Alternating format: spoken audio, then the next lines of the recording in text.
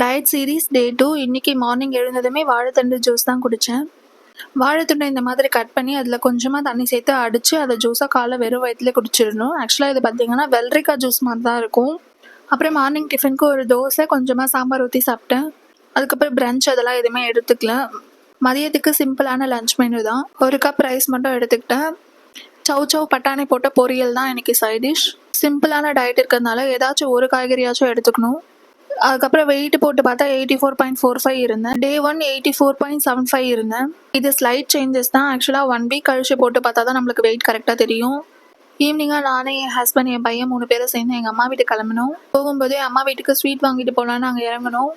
குப்தா பவனில் தான் வாங்கினோம். அங்கே எல்லாமே கொஞ்சம் நல்லா இருக்கிற மாதிரி இருக்கும்.